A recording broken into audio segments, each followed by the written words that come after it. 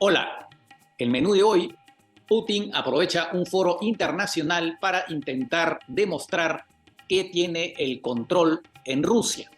2. En la cumbre de Mercosur, llevada a cabo en Iguazú, Argentina, otra vez el presidente de Uruguay, el señor Lacalle Pou, hace de aguafiestas.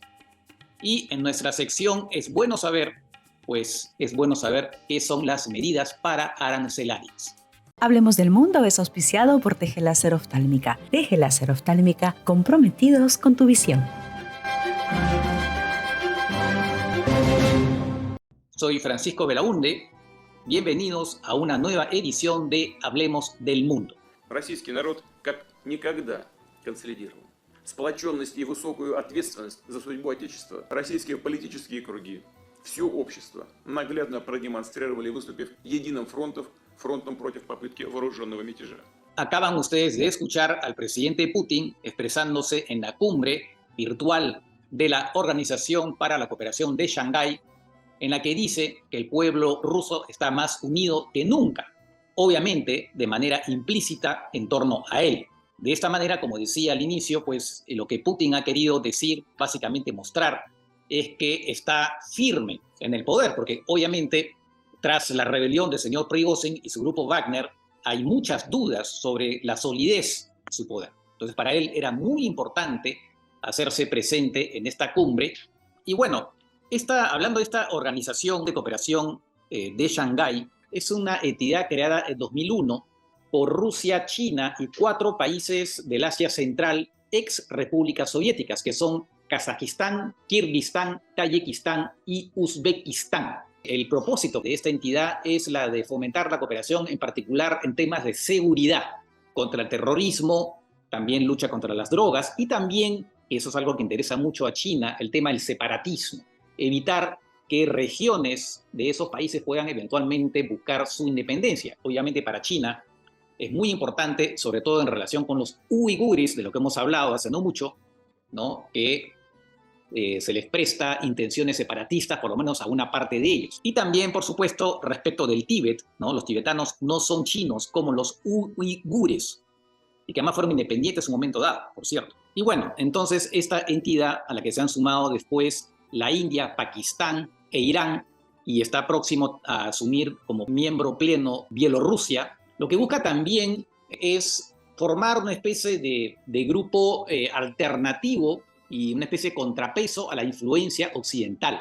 Obviamente, sobre todo China y Rusia tienen ese objetivo, ¿no? Diciendo que se necesita un sistema multilateral, ¿no? Que no sea dominado por una sola potencia, implícitamente, obviamente, Estados Unidos. Y bueno, también como parte de esta cumbre, que curiosamente ha sido virtual, ¿no? No ha sido presencial, algo raro porque la última cumbre fue presencial, ¿no?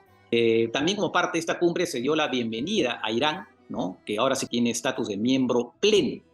Y es interesante también el tema de la India, ¿no? Porque la India, como les dije, también se incorporó a esta organización.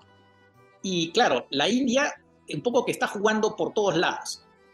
Recientemente hablamos de su visita a todo meter, ¿no? Visita de Estado a Estados Unidos, recibido así con bombos y platillos por el presidente Biden, porque Estados Unidos necesita a la India de su lado para contrapesar a China.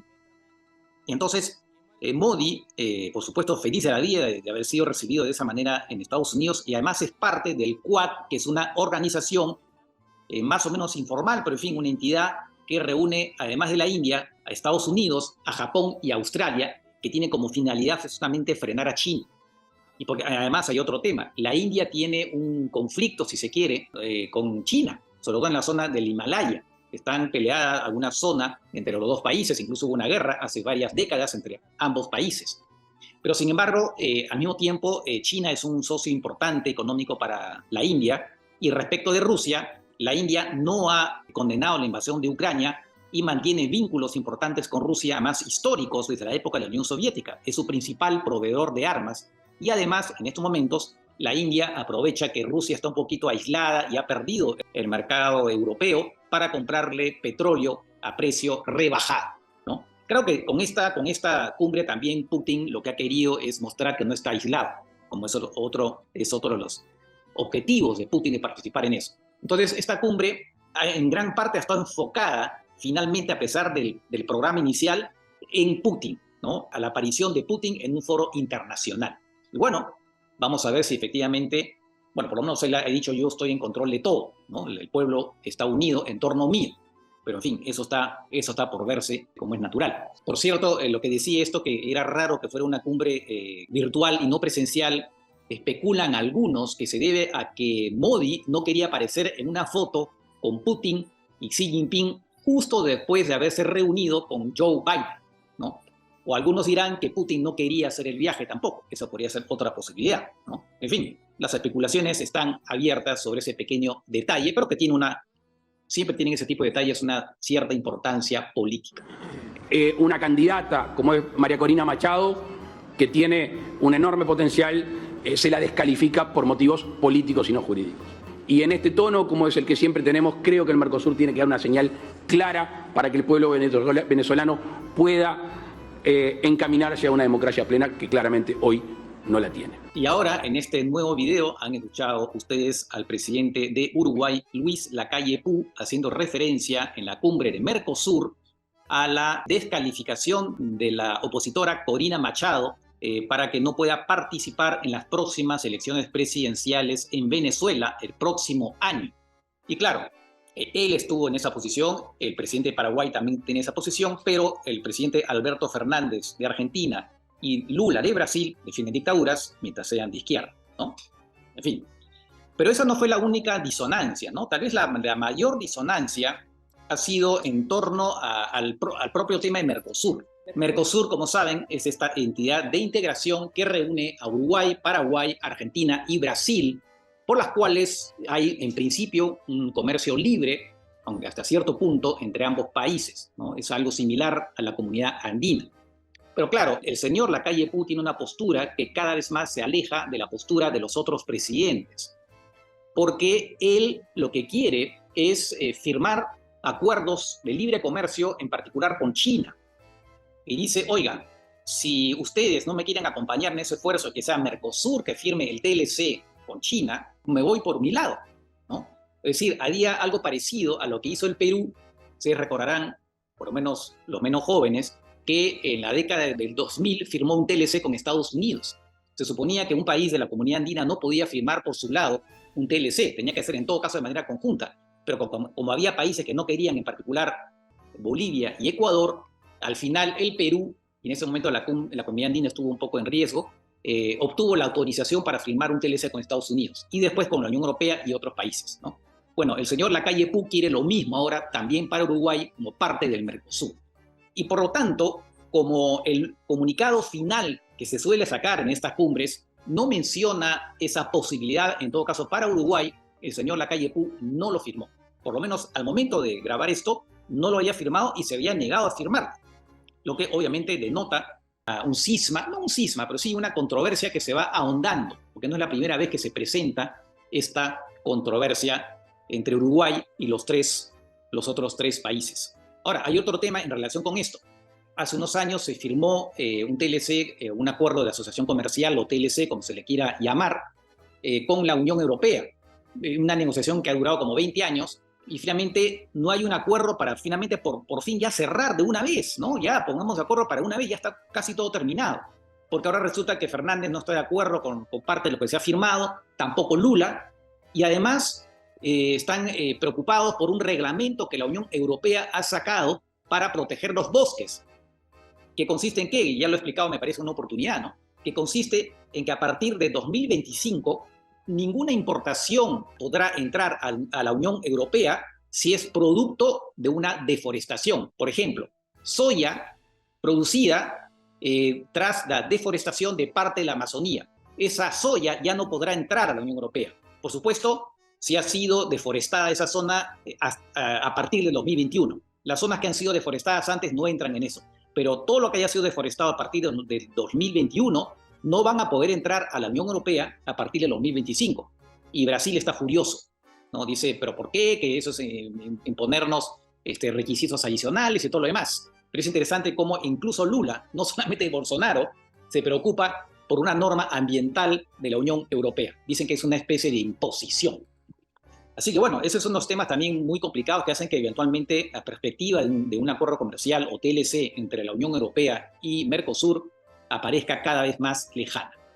Pasemos ahora a nuestra sección Es bueno saber. Y es bueno saber qué son las medidas pararancelarias. A ver, eso es un tema que tiene que ver con el comercio exterior, con las importaciones. Como ustedes saben, los aranceles son tributos. Es un tributo que pagan los productos importados al ingresar a un país. Puede ser de varios niveles. En una época los tributos podían ser cuando se quería proteger la industria nacional y los empleos en un país, ¿no? Y así de manera no compitan con productos de repente de mejor calidad y más baratos, pues imponían aranceles del 30%, 40%. Eso se hacía mucho en el Perú y en varios países antes. Cada vez más los aranceles, con los acuerdos comerciales a nivel mundial, se han ido reduciendo a 6, 7%, 10%, más o menos, ¿no?